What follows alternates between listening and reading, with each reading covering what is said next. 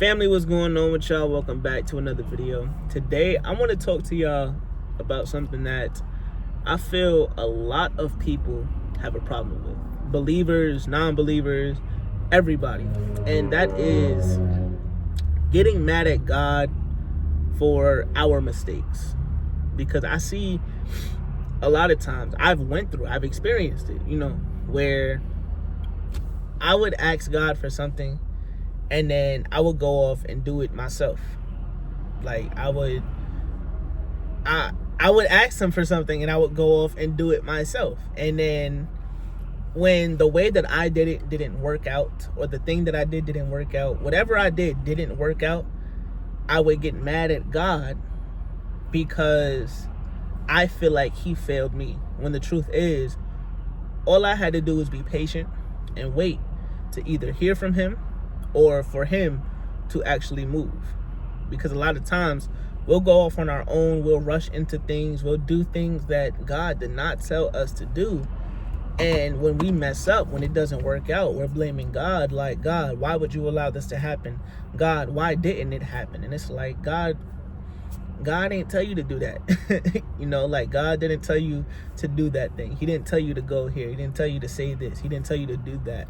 And it's because we're so stuck in our ways. We feel as if we know better than God. We feel as if we know more than God. We know what's best for our life. And though, you can have an idea of what you think is best. You can have an idea of what you think is the right thing to do.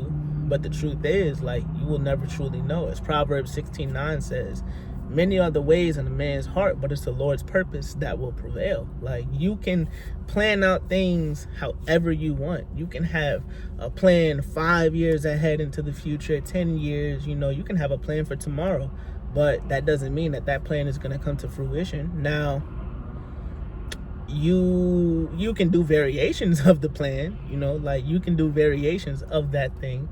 But again, that doesn't mean it's going to work out, because that's not the way God had planned for you. That's not the thing that God had intended for you. And too many times we blame God for our mistakes, just like the Israelites in the wilderness after they left the land of Egypt. They would blame God because they were out in the wilderness with no water, with nothing to eat. And what did God do? He provided every single time. But any little time they just didn't know, they were unsure, they would be afraid, they would get mad at God. They would say, why did God bring us out here? He brought us out here to die. We could have just stayed in the land of Egypt. And it's it's the same thing with us. We get mad at God for our mistakes. Now we want to run back to what God delivered us from. It's no, God delivered you from that thing for a reason. Why are you running back to it? If God delivered you from a drug addiction, why are you going back to the drugs? If God delivered you from an alcohol addiction, why are you going back to the alcohol? If God delivered you from that toxic relationship that you had no business being in, why are you going back to it? Don't get mad at God for your mistakes. When that person breaks your heart, when it was clear signs, when it was clear red flags and everything like that, don't go back to that person. Cut that person off, go on about your life. Do the thing that God told you to do. Do the thing that God called you to do.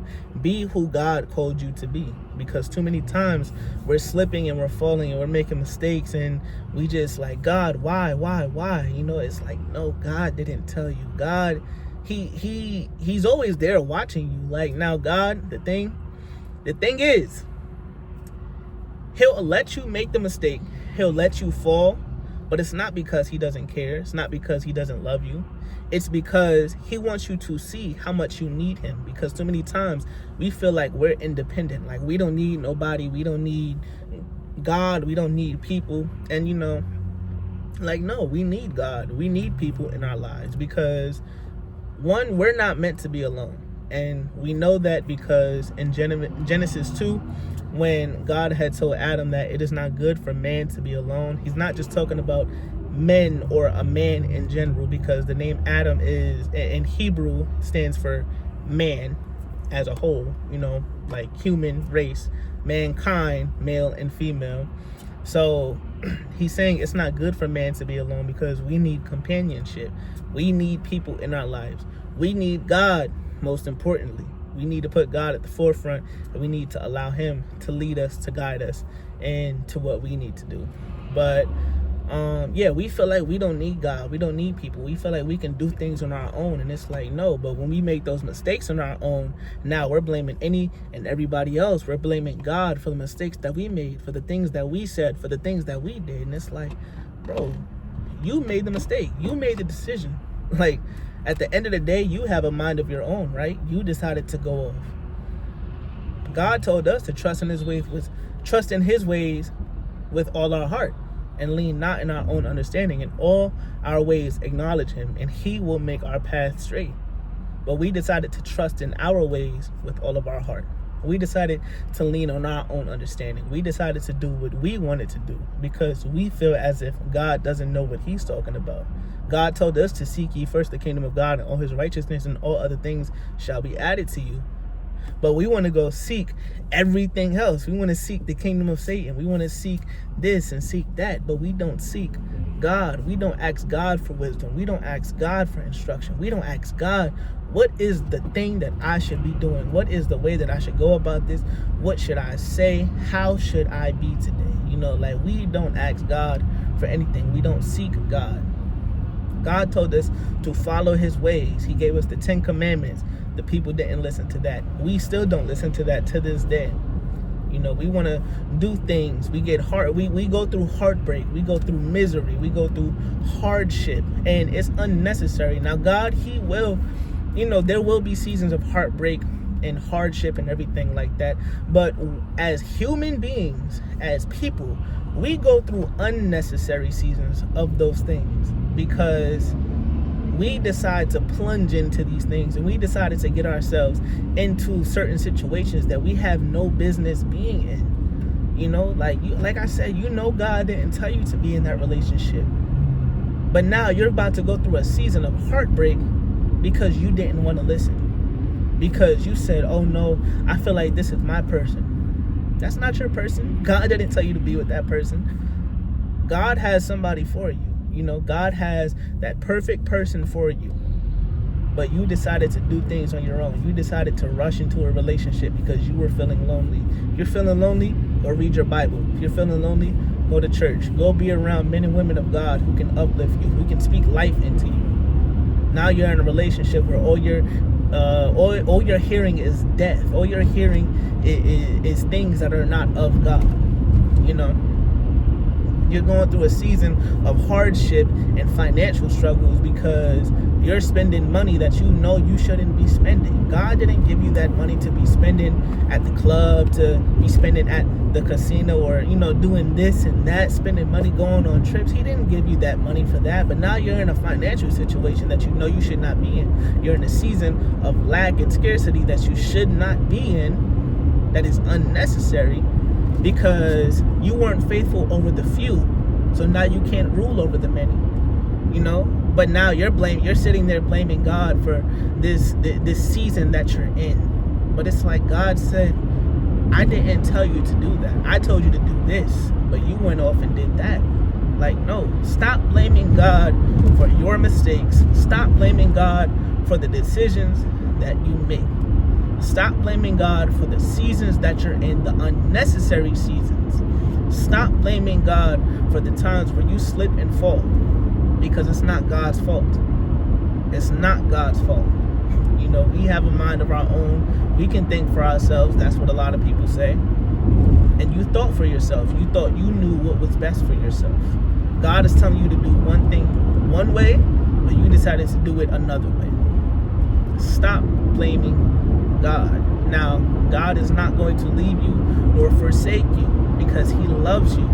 He'll allow you to go through these seasons so that you may learn, so that you may reflect, so that you may see how much you actually needed God, even though you thought you didn't need him as much as you think you did. He will allow you to go through these seasons and go through these things, go through these hard times. But he will always be there. He will be waiting for you to come back home to him. It's just like the story of the prodigal son, how the prodigal son, he wanted his inheritance way too early, way before he should have received it. You know, he went off, he wasted his inheritance, and now he's like, oh man, the slaves are making more than I am. They have money, I don't have money. Let me go back home, I'll work for my father. But the father received him back with open arms, threw a big celebration for him, loved him, kissed him, gave him everything.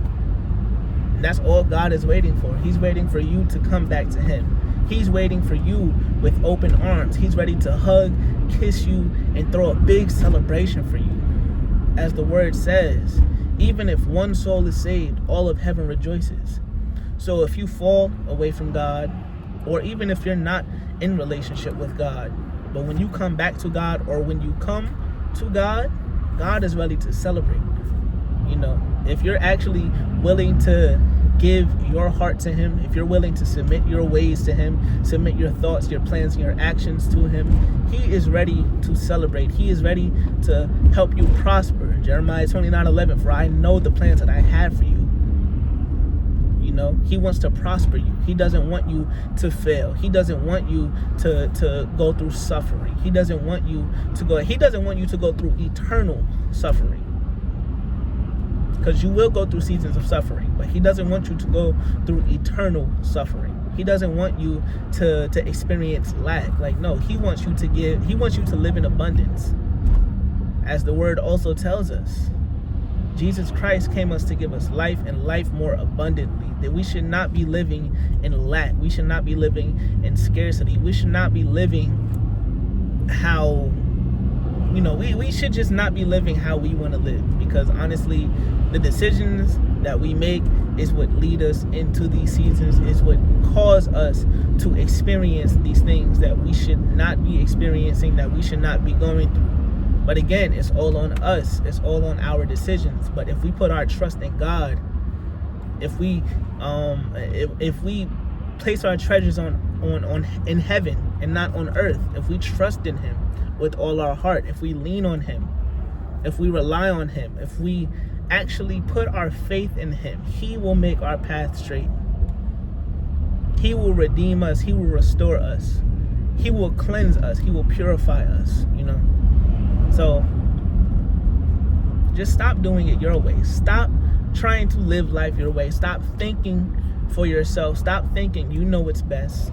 Stop doing things that you know you have no business doing, and then getting mad at God for why it fails.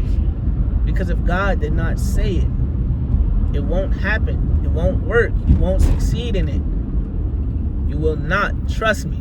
I've tried. Many people have tried. You remember the story of Jonah, how God was telling him to go to Nineveh to preach to the people, to tell them to repent of their sins. And he was trying to run away. He was trying every which way to run away. And what happened? He ended up in the belly of a whale for 3 days. You know, don't be Jonah. Stop running away from God. Listen to God, because he knows. Even if it looks scary, he knows. I know the thing. I know it's scary. I know it's like you don't know what's going to happen, but we're not meant to know. We're not supposed to know what's going to happen.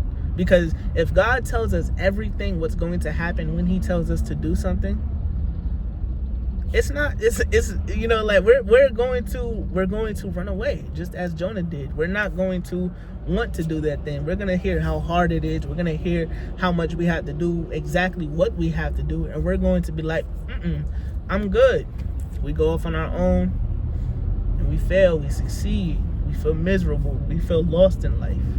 You know, this is what leads us to feeling like we have no purpose, because we don't place our purpose in God. We don't lean on God. We don't rely on God to reveal our purpose to us, because God has a purpose for all of us. If you're living, if you're breathing, if you wake up every single day, if you wake up every single day, you have a purpose on this earth.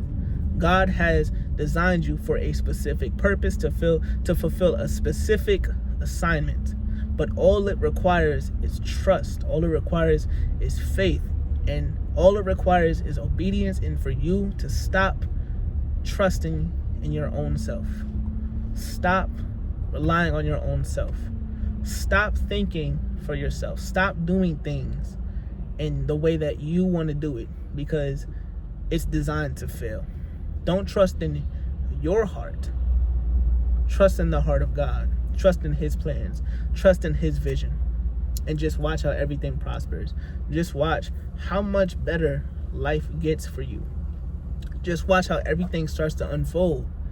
And watch the great things that God does for you. I love y'all. I hope y'all have an amazing and blessed day. And I'll catch y'all on the next one. Don't forget to like, comment, subscribe, share with a friend or family member. And I'm out. It's time.